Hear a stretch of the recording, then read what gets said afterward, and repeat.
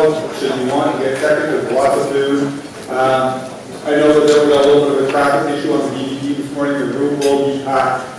So please, if you can't find a seat, there are plenty of seats, it's like a great fire class, and the seats at the front are empty, the back are full. Anyway, my name is Brad Hoffman. Thank you for coming. I'm the founder of Aspire Philanthropy and the co-founder, along with Chris Bayless, of this event, the 5th Annual Partnership Conference.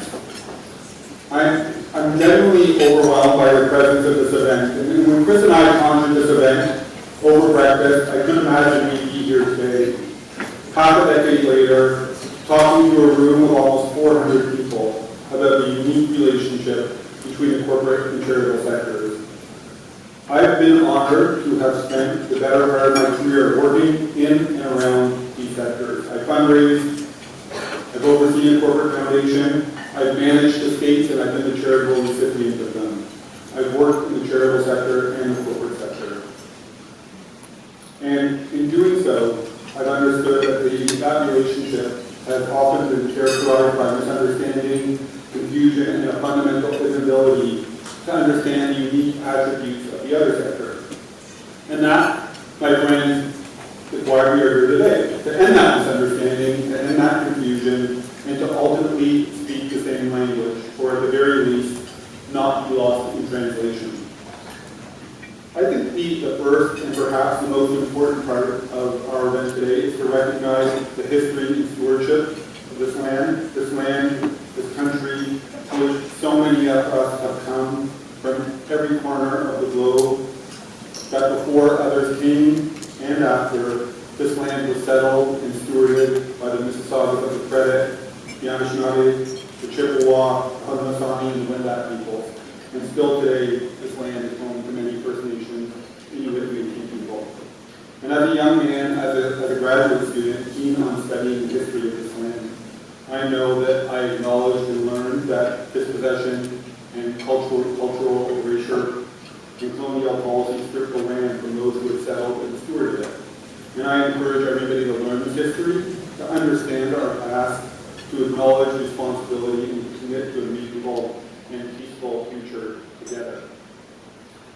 I'm going to repeat my comments from last year, and I'll repeat them again next year and every year. This conference is about partnership, to be sure, but it is also about gratitude. It is truly about gratitude. I'm going to be thanking all of our incredible sponsors, our sector partners, our commerce partners. Our partners support the curation and the promotion of this event, and frankly, that is a pretty big deal.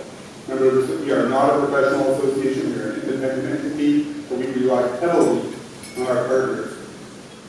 But at this point, I'm going to single out RBC. RBC is a big company. It's a highly complex organization.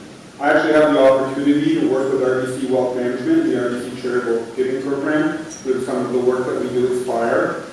But one of the things I've learned is that it's so abundantly clear that RBC has created a culture that allows them to support events like this. And to continue that support through the pandemic and to expand that support for some of our new initiatives. It's a culture that has allowed RBC to bring on great people like Shelley and Mark Beckles and Mike Ronchka and Kate Gatto and Andrea Brack and so many others. And I'm not sure this event would have survived the pandemic without the support of RBC, and I'm really honored and grateful for that support. Thank you, RBC.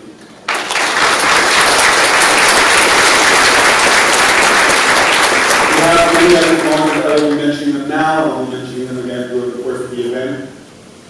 Your Cause from Blackbaud, KPMG, Acceleris, Ford Match, Benevity, Enrolance Analytics, Meridian, McMillan Vantage, Optimize, and Spur Cause. Thank you to all of you who are true partners, who are true friends. Our gratitude for your support of this event runs very, very deep. Thank you.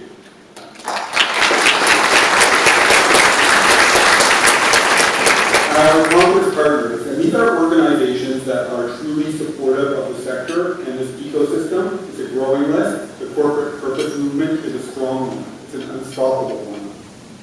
Their names will flash by you on the screens over the next couple of days. They are all here. Talk to them, work with them. They are not flashes in the pan. They are here to stay. Or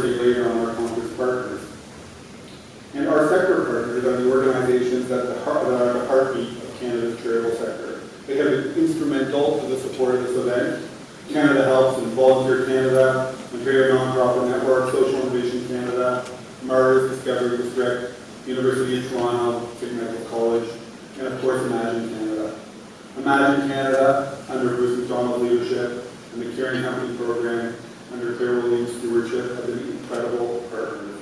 And we know the role Imagine may play in supporting charities and nonprofits, but they also play and will continue to play a role in driving corporate engagement in this country. And I know that our partnership with Imagine will continue to grow and thrive. I'm also really proud to say that this event is bullfrog powered, and that means it's 100% powered with green electricity. What it actually means in practice is bullfrog generators put 100% green electricity onto the grid to match the amount of conventional electricity this event uses, thereby displacing energy from polluting sources. So thank you for that, bullfrog power. Now, some housekeeping items. Now, I don't know about you, but I always love when the speaker gets to the housekeeping items because that means I'm about to shut up. I actually have a lot of housekeeping items. So first, photography and videography. This conference will be photographed extensively, and parts will be recorded by our esteemed photographer, videographer extraordinaire, Michael Reyes. Michael's here, Michael. Michael will be supported by Doug Wayne and Vera Rooney, who will volunteer to capture content through interviews and conversations. And Doug and Vera are attendees as well. And Vera, where are you? You're right in front there. So please, if Vera comes and asks you questions, please feel free to answer them. Please feel free to ignore her. I mean, if you prefer not to be photographed, recorded, or interviewed, just let Michael, Doug, or Vera know. They will happily comply. Washrooms. The washrooms are in the back. There are also washrooms in the library should you choose to exit the room, but the washrooms for our event, exclusively for us, are in the back of the room. You'll see the signs. Dress code. A lot of people ask me about the most common question we got in advance of the conference. If you're wearing a tuxedo, you might be overdressed. If you're in board shorts and flip-flops, you might be underdressed, but both are welcome. Everyone is welcome here. This is the partnership conference. I would like to introduce our DJ Mike at the back. DJ Mike at the back. DJ Mike is here for the duration of the event, and he will also be that friendly voice here inviting you to join the session. And just so you know, DJ Mike does take requests. There will be a ton of food and drink throughout the day. I mean a lot. It will be delicious, courtesy of our friends at Food Views. There will be no alcohol during the day. It tends to lead to heckling and otherwise rowdy behavior. But if you plan to act rowdy, it's encouraged. We just hope you stay for the evening reception to act rowdy, where there will be beer, wine, and even more food. We actually really do encourage you all to stay for the afternoon reception. The evening starts in the afternoon. That event is about networking, it's about meeting people, and the reception, frankly, is the longest window we have for that. The conference app and Q&A. I hope most of you have downloaded the conference app, the Superman app. If you haven't, it provides a full run-through of our agenda, our speakers, and also the other attendees of the event. You should have received an email with the test code last week and again this morning. If you haven't, please speak to Julie and she'll get you set up with the app. But hopefully everybody has downloaded it. Questions are actually posed within the app. This allows us to stay on time so that we have the proper allocation for networking, food and drink. Please use the app to pose the questions. Most speakers have a lot of time for questions, but some haven't. If your question isn't posed, it doesn't mean it's a bad question. It might be that, but it's more likely that we've run out of time. The conference hashtag is #partnership conference. #partnership conference. Our event staff, we have lots of event staff led by Cheryl Simon and her team. They are here to help. If you have any concerns, please find Cheryl or a member of her large team. My wife Nina is also here, taking a couple of days off from her grade 6 classroom, which means if you need something from her, you will have to raise your hand. My mother, Tova, is also here. She's volunteering every year for the partnership conference.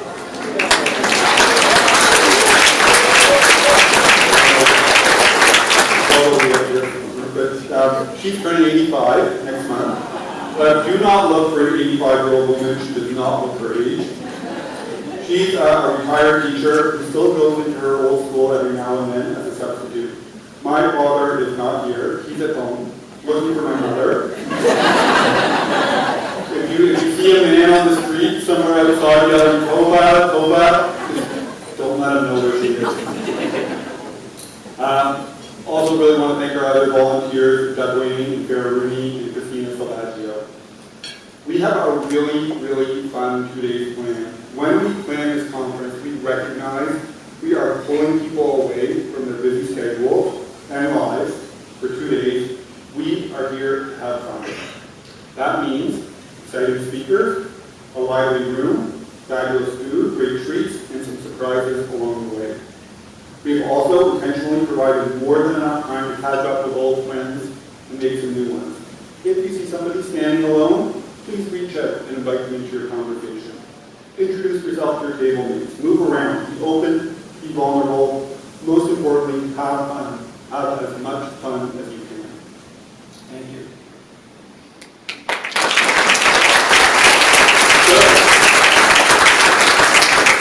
We're going to move right into things. And I should note before I make the introduction, all of the speaker bios are on the Super Event app. They're also on the conference website should you choose to not download the app. But we're going to jump right into our opening session, which is a journey into partnership building. So I'd like to welcome Shelley Meyer of Brand Communications, whose advice over the years has been worth way more than I've been willing to pay for it.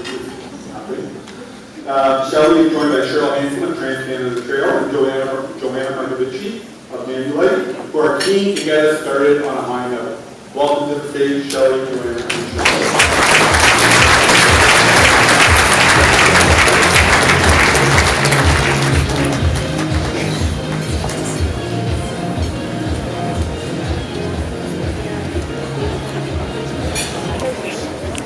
Of the day, so thank you ladies for joining me for this. I want to, just before I kick off into the session, thank Brad for the continued commitment to putting this conference on. It's a great event, and I look forward to it every year. I was sick last year, unfortunately, so very excited to see everybody in a live room today.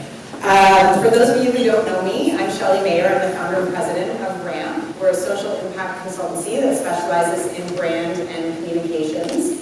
We work both on the NFP side and charity side, on brand and impact communications, and we also work on the corporate side on ESG consulting and helping companies develop social impact programs.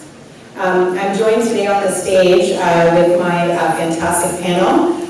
Joanna Marcovici is the Director of Community Investment at Manulife. She has 15 years of partnership experience and has worked both in the investing side of community investments and sponsorship at organizations such as Scotiabank, BMO Bank of Montreal, and as well on the fundraising and sales side of the sector, Golf Canada, NBA Canada, and some others. So welcome, Joanna. I also have the pleasure of Cheryl Hanson joining us today. Cheryl is a valued client at the TransCanada Trail, where she is the Vice President and Chief Development Officer. She's a CFRE and has experience in all aspects of fund development, capital campaigns, major gifts, annual plan giving, donor relations, and has worked for a range of charities which are probably too numerous to mention here, but you can read all about that in her bio on behalf. So thank you both for joining me today. This is a phenomenal partnership and collaboration between TransCanada Trail and Manulife, and I'm really excited about what our guests have to share with us today. I thought I'd structure the conversation. I've been doing a talk at a few other events recently on the concept of shared value partnerships. And we know that shared value partnerships lead to greater impact, they're more resilient, and so we've organized our Q&A around some of the key characteristics of shared value partnerships that this fantastic partnership exhibits. So I'm going to kick things off with Cheryl and ask you just first for a bit of context for everybody in the room today to provide a brief overview of the partnership that you've struck with Manulife Trans-Canada Trail. Thank you. You can hear me? Good morning, everybody. It's really nice to be here and to see so many wonderful colleagues and sponsors gathered together to share learnings and experiences. So thank you, Shelley, for inviting me. First off, Trans-Canada Trail, if some of you don't know, is a charity. We're a nonprofit that's been around for 30 years. And we work to develop and steward an accessible nationwide network of trails across Canada. And we are 28,000 kilometers coast to coast to coast. And we are the longest multi-use recreational trail in the world. So that's a little bit about Trans-Canada Trail. The partnership with Manulife is a multi-year partnership that is designed to support our accessibility mapping program. And that program has tremendous impact because it brings together people with lived experience, people with various disabilities, to map sections of the trail that may not be so accessible, that may have some barriers to access. And they do this in partnership with some guides, and they collect data through observation, taking notes, and photographs. And it's significant because it does two things for us. It provides a data pool of information for people who want to use the trail and to want to make informed decisions about that access. Are there washrooms? Is there a slope? Is it paved? All of those kinds of things that a lot of us take for granted. The second thing that it does, it allows us to take that information and to work with our partners, our trail partners, across the country so that we can address some of those barriers and start to improve access and make enhancements to the trail. So that's a little bit about what we do and why the partnership is so important, because without Manulife, we would have far less impact and reach and ability to do that work. And I think you'll hear as we talk through some of the points here how the integration of that partnership has really helped Trans-Canada Trail deliver on some of those points. So one of the characteristics of shared value partnerships is a shared vision for impact and shared values. It's really the cornerstone of the notion of a shared value partnership. So I wanted to ask Joanna, what is Manulife's vision for impact, and what shared values did you see in Trans-Canada Trail that made them a really attractive partner for you? Sure. Good morning, everybody, and thank you, Brad, for having us here.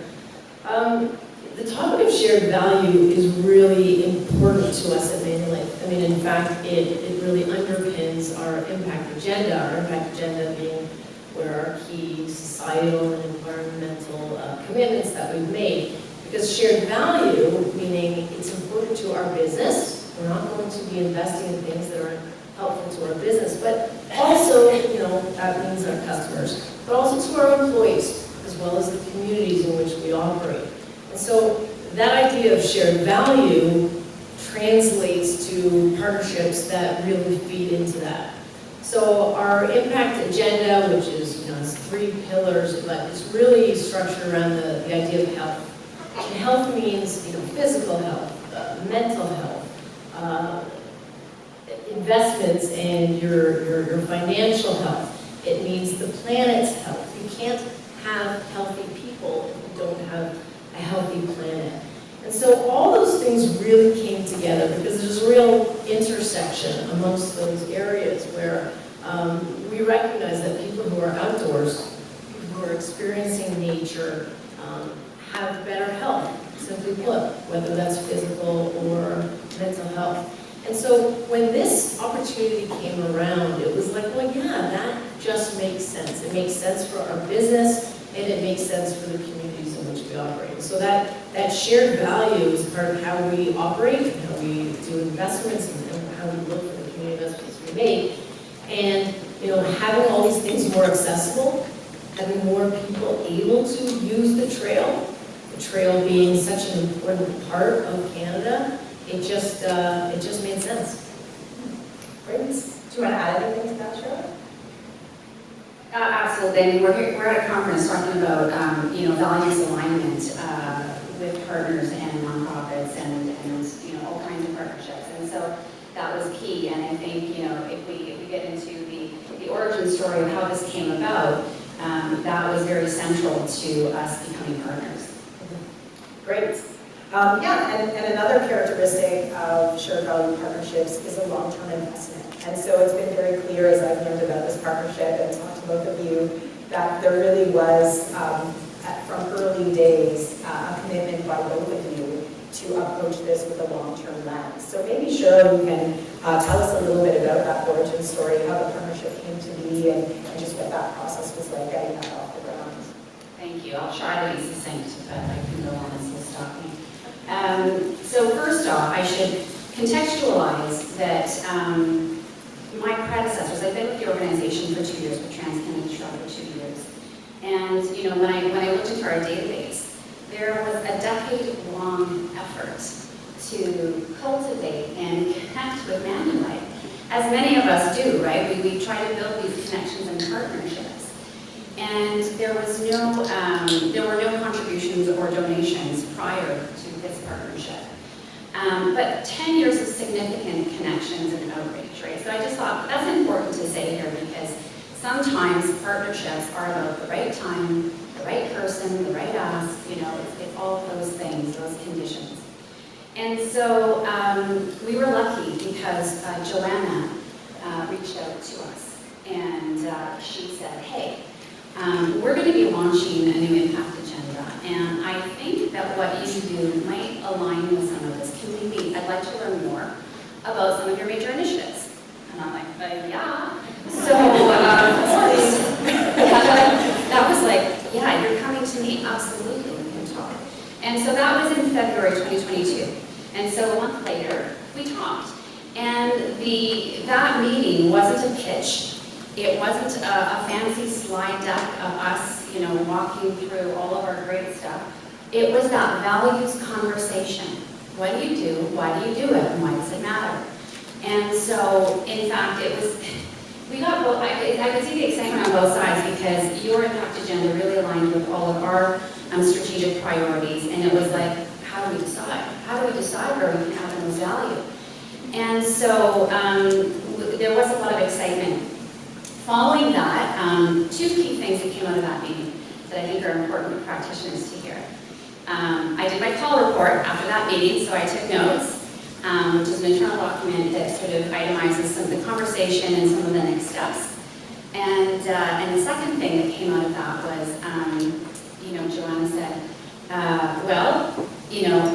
think I'd like to take this internally, and then I'll reach out May or June and possibly invite you to apply. And I'm like, great. Wrote that in my call report, May or June. We summarized this document. Oh, and I have it here. Can you get it out for me? It's like just that one. So just pull that up. Yeah. So we put together, under Joanna's instructions, nothing fancy. So we didn't put out PowerPoint. We didn't put a lot of images in. It was like 4 pages of copy of 3 initiatives that she can review and take internally. She said, I'll get back to you in May or June. Okay, great. April passes. Okay, we're good. Then we get into May. I'm like, well, she said May or June. We haven't heard from her yet, but she said May or June.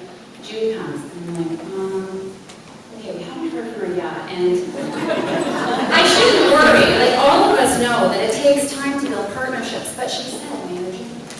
And so I thought, okay, well, it's end of June, we're getting into July, and I'm like, I'm going to reach out. That's what you do, right? I'm going to reach out. Hey, what's up? And then sure enough, Joanna was very gracious and responded and said, next step. You're on to the next step. We're like, fantastic. Still no promises, still no guarantees.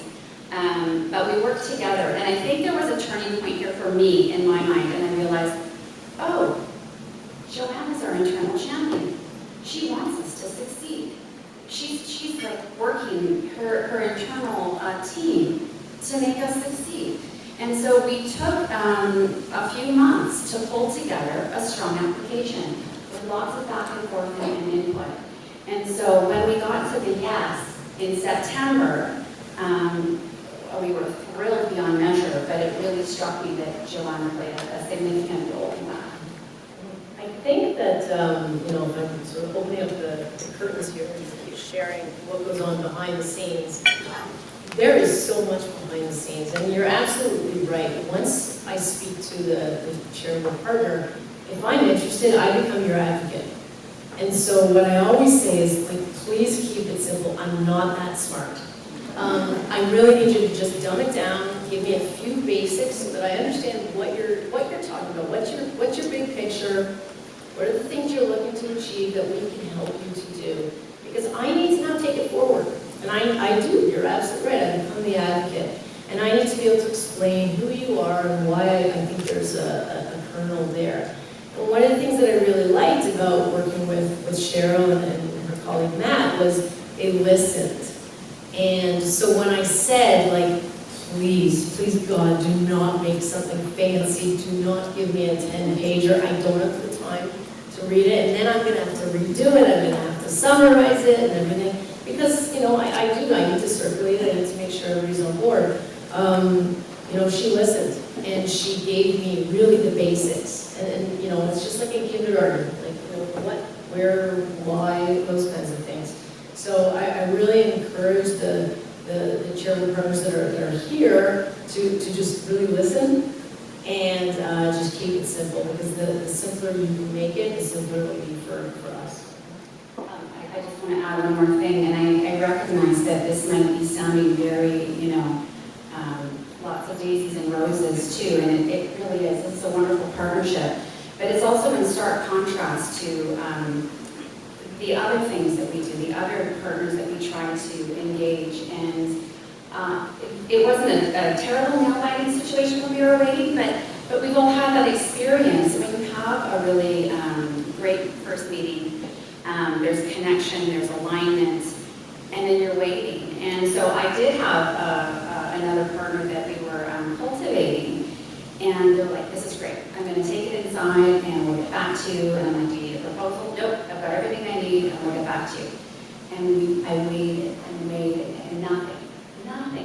And despite follow-up. So it happens, right? So despite our best efforts, sometimes these things go the way we want, sometimes they don't. So in contrast, this is quite ideal. Yeah, and that comes down to that shared values point too, right? When both people are living up to what they say they're going to do and not. Another aspect of shared value partnerships is the idea of co-creation and collaboration and sort of working together to evolve something. And I know that is how you've both approached this. But you also mentioned, sunshine and roses, Cheryl, and I think, sometimes there's that collaboration requires us to overcome hurdles. So can you speak to some of the challenges? Maybe we'll kick off with Cheryl on some of the challenges and how you've been able to turn those challenges into opportunities to further strengthen the relationship. Yeah, this is where I get vulnerable. So things are going very well. We worked through our gift agreement. Joanna's introduced us to some of her team. We're talking about employee engagement. We're working through a communications plan when we're going to announce it, and things are rolling along. Meanwhile, we have another partner, and they come to us and they want to do something around accessibility. But it's part of this International Accessibility Day, and they're doing some marketing video, and we're like, that seems okay. We don't activate, we don't do much on international. We're focused on national accessibility. Okay, we can do this. And so, my colleague and I, are working through that partnership. And then the week that launches, I see it, and I look at it, and I go, shoot. That wasn't the word I used, by the way. I had the sinking feeling that we missed something, that I didn't do right by my partnership with Manulife. So I talked to my colleague again, and I'm like, did we connect with Manuel about this? Did we let them know? And we were working through, and it's like, well, this is this partnership, and this is that partnership. Like, there were distinct lines, and it was like, here, I'm like, yeah, okay. And then same day, I don't think I told you this, Joanna, same day, end of day, I get an email from Joanna. Can we talk?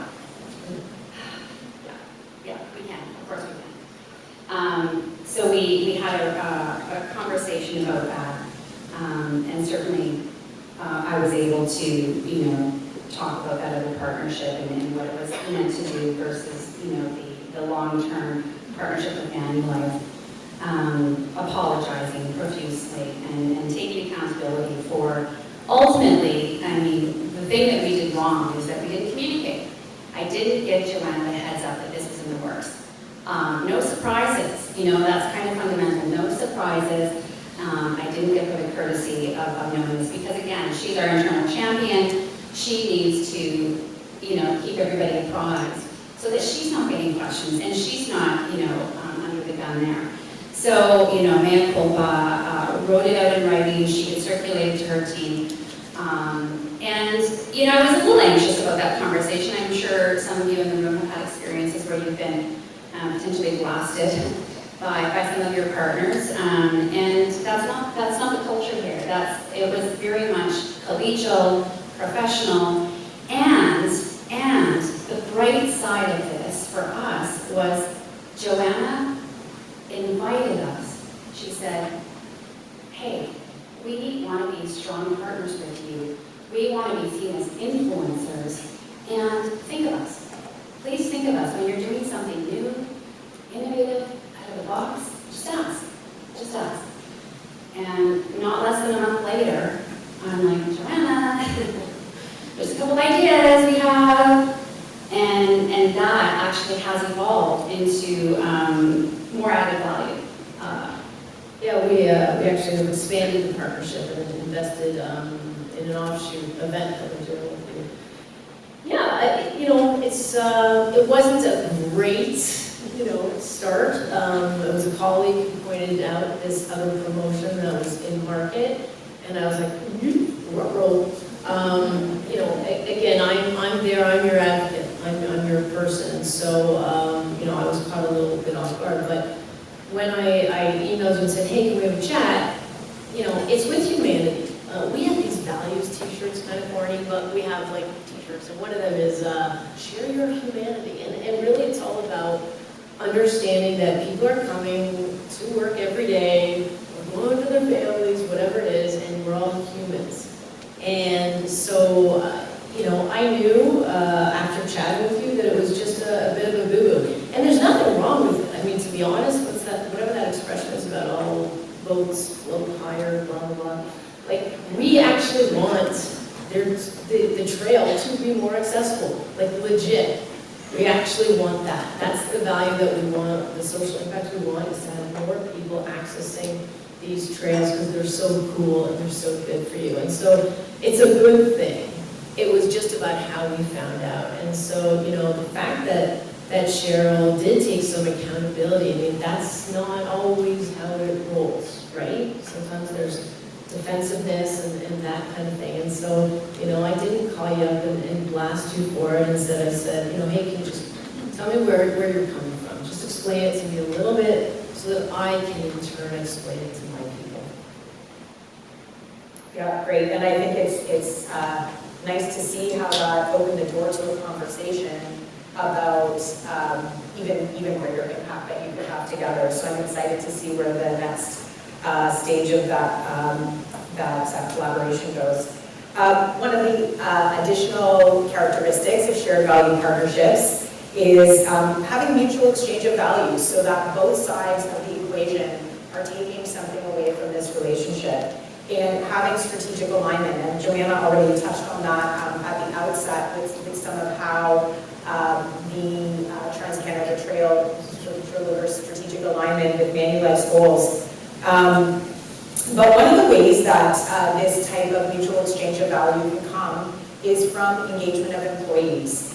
And Joanna, maybe you can tell us why the employee engagement component of this partnership was important to Manulife, and just tell us a little bit about how it works and the value that you're getting from that side of the equation. Sure. Our employees really do want to get out there and help, and certainly since the pandemic, that shows itself in different ways, be it virtual volunteering, in-person volunteering, attending webinars, learning, that kind of thing. And so we just want to, with our investments, we want to have that opportunity. And sometimes people show up, and sometimes people don't. It's hard to predict. But with this one, I just sort of felt like we were in that sweet spot. It was a brand that people knew.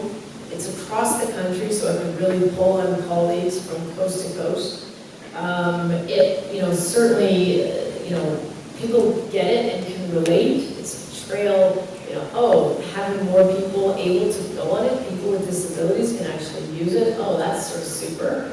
And there was a legit way that people could actually do it. And our employees could actually get involved, by using this app and by going out there and experience it for themselves. So I thought it was really great that TransCanada Trail said, well, why don't we do like an information session? So we did a virtual information session. We opened it up. We really promoted the heck out of it. I'll admit to that internally. And we got a whole lot of employees. We got more employees to that virtual session. It was like an information session than we've had to anything in my time. I've been there about 2 years. I can't remember how many. Was it like 75 or 80 employees, something like that. And they just came out to hear about it. Now obviously there's then the trickle-down effect of, will all these people actually now register? Will they come out? We'll see. But the fact that that many people showed interest is a really terrific thing. And so that employee engagement is so important to us because the more advocates, the more tentacles that are out there getting involved in this thing, frankly, when renewal comes, 3 years into this, I can point to that and say, look, our colleagues really got involved. They really got engaged and they appreciated this partnership. And I think that also helps to build more champions for the partnership internally, right? Other employees that get excited about it and understand the values behind it and get engaged. So that's a great way, again, to promote that resilience and that long-term nature of the partnership. Cheryl, sometimes volunteering opportunities, a lot of companies come to the table and say, oh, we want to create volunteer opportunities for our employees. And sometimes it can be really challenging on the charitable side, right? How do you deliver and fulfill on that, et cetera. So talk to us a little bit about that. How did this opportunity to leverage the volunteers through Manulife become a win-win opportunity for TransCanada Trail? Yeah, I'm sure many of you can appreciate that charities have limited resources in terms of how they can activate some of these partnerships, and that's true in our case as well. We don't have a separate volunteer department. We have limited ability to fulfill some of these things. But what we do have is we have a lot of creativity, and I think the lunch and learn was a great opportunity for us to flex there and bring great value to the employees of Manulife. And so that's what we do. And beyond the actual program that Manulife is supporting, we do encourage their employees to sign up as volunteers, either as mappers or to be guides to the mappers, and that's a coast-to-coast activity. But where possible, we are plugged in to the volunteer team or to the internal team at Manulife, and we let them know when we're doing stuff, when there's activities underway. And for example, in September in Toronto, we were at Tommy Thompson Park doing some activities there and doing some trail cleanup. And we extended the invitation to Manulife, and I got to walk with one of your employees and do some cleanup. So that was really meaningful. And there wasn't hundreds of employees, but there was 4 or so. And even recently, we had our board meeting in Halifax just this past weekend. And we typically kick it off with a community reception where we talk about our impact and bring our stakeholders together. And we had some staff people and executives from Manulife from the Halifax region join us. So again, we are creative in how we can deliver impact and make Manulife proud of this partnership and feel like we're really engaged. I think having, again, I said before, those tentacles, right? Having a place that our leaders, the sort of C-suite can engage, whether that's sort of white papers or announcements, those kinds of things. having opportunities for me to know what you're up to and speak to you regularly, and then also the employees sort of, coming at us from all those fronts is really helpful, and we can leverage that, and I encourage other organizations to do the same. Yeah, those are some great ideas there. We just have a couple minutes left before we're going to turn to questions. So I'm going to ask one last question. We talked a little bit in our preliminary meeting about the notion of trust-based philanthropy, and many charities and organizations are really touting this concept right now. It can be really challenging for corporate partners to fully embrace it because of corporate governance and accountability requirements, etc. So we just have a couple minutes left, but I thought maybe each of you can spend a minute or so talking about some of your thoughts on this topic before we close it off and open it up to questions. So get your questions ready too. Trust-based philanthropy is really good in notion. I think it's very hard for the corporate side, and I say that, in addition to that we have, stakeholders and lots of layers. We have auditors who come in and say, well, how did your money get spent? It's not my money, right? It's the company's money, and it's our shareholders' money, right? And so, when we ask for an impact report, it's not just because I've got time on my hands, it's because I really do need to know, and I care. I care about the impact that we're making. So I want to know that when we, invest our money, how is it actually helping? How many trails were opened as a result of this? And so that whole, trust is a two-way street, and understanding where everyone's coming from. And, the trust that I have is that you've been transparent with me, you've shared what you can and can't do, and that's okay. If there's things that you can't do, that's cool. Just being truthful and upfront about those things. So I think, to me, that's where the trust comes in, and knowing that we all want the same thing. And I really do believe that, in this case, Cheryl and Matt and the Trans-Canada Trail team are in it, for good, as are we at Mainland. So that, to me, is the real trust. I completely agree. The values alignment, the doing good by your partners, like rolling up your sleeves and being accountable for that work and for the dollars spent is significant. But I think when you do that, what it does lead to is that possibility of innovation, that flexibility to innovate together, to be co-creators and having impact on the communities that you serve. And to me, that's where I see this partnership heading, which is fabulous. Excellent. Well, there's clearly a great degree of trust between the two of you. And I think it's a tremendous success story. Cheryl, kudos for the perseverance after 10 years to try to maintain and get this relationship off the ground. And, as you said, timing is everything. So I'm really happy to see this partnership flourishing and to see the great work around accessibility that you're both doing together. We have time for some questions. We do. This on? I think so. Okay. We do have some questions. Thank you, first of all. That was a great kickoff to our event, really exploring the partnership journey. There are many different size organizations in this country. I think with many corporations, large and small, and in charities we have some very large organizations and small organizations too. I think there's this notion, Cheryl, that the Trans-Canada Trail is a huge, massive organization with, incredibly vast resources. Maybe talk a little bit about the size of the organization and your team, and what you had at your disposal to put it together so that people could relate to that. Thank you. So we're a nationwide organization, and while we steward like a tremendous iconic asset, like 2 years ago we were 30 people. We've grown to about 45, so we're in growth mode, and we're certainly growing as a charity. And we have a budget of about 14 million a year, 14 million a year. And we have a significant portion of that revenue comes from a significant partnership with Parks Canada. So we're unique in that sense, but huge opportunity to connect and grow corporate partnerships as well. But even my team has seen some transition. So, you know, we were an organization that existed with one imperative, and that was to connect the trail. So for the first 25 years of our existence, it was about connection.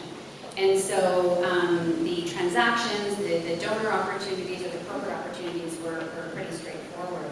And so we've gone through a lot of change to look at the impact that we can have in other areas, like accessibility, like skills building. And so, so we're very much in transition, but with huge opportunity to grow and attract more partners. What was the single hardest part of putting partnership together? Like, what was the one hurdle that you found, you know, almost even insurmountable at times? It's a large investment for us, and I wanted it to be multi-year, and that's hard if you haven't already dated the person to get married right off the bat. And so I really had to convince some internal stakeholders that to do this, we needed to ramp up and to really give it a chance. And that, you know, the bases were there, the nuts and bolts were there, and we should, you know, make this commitment and sort out some of the details on the bill. That was tricky, but really worthwhile. This question has come in several different forms, but, you know, Joanna, you mentioned that you kind of initiated the outreach. Like, what prompted that outreach? Like, what do you know? Did you do research? Did you have a personal passion? Did you have previous experience with the trail? What prompted that outreach? Talk about that journey. Yeah, I mean, I've been on your side of the table, and I know that when you get those bluebird calls, it's like, what? Honestly, we were just launching our strategy. You know, big deal for us. It took us like a year to build it. I've been there for 2 years, so maybe 10 months of my time at the beginning was really all just about building the strategy. And honestly, I just sat down one day and thought, okay, like, what would make sense here? Who should we talk to? And, you know, there's lots of different opportunities, but I think it hit me. I think I had attended one sales pitch at some point when I was with a previous organization from Trans-Canada Trail, but it really just sort of came out of the blue of, you know, what's a good outdoorsy, nature-y-ish thing. That's where it came up. Well, and timing's everything, right? We were in a pandemic, and we saw the numbers skyrocket. So the number of Canadians getting out on the trail for their physical health, mental health, to connect with, you know, to socialize safely at a distance, that was significant. So I think in some ways we may have been top of mind because of that need to get out in nature and to be physically well. And it shows how, if you attended a presentation in the past in a different context, you know, every touch point and every opportunity to share the story of the organization can always lead to something that you don't expect down the road. So. And Cheryl, when you were actually putting together the pitch deck that you presented and maybe other pitch decks, like, maybe walk us through the process. Like, what was the actual process that you and your team went through in terms of putting that together? Yes, well, I'm not the smartest person in the organization by any stretch, so I leaned on a number of colleagues to help develop those. Folks on my team who are good at proposal writing, you know, our mission colleagues who deliver these programs were instrumental in helping, you know, create those building blocks so that we could present a solid case to emulate. Wonderful. Well, I think we've reached the end of our first presentation. Shelley, Joanna, Cheryl, thank you so much for kicking this off.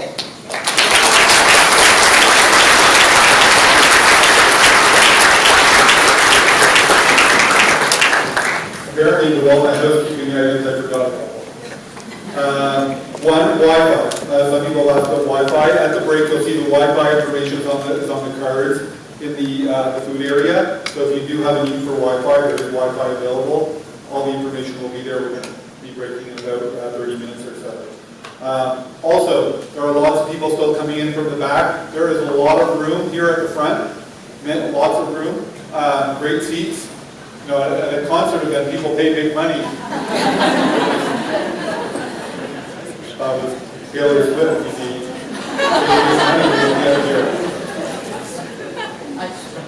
but not going to sing.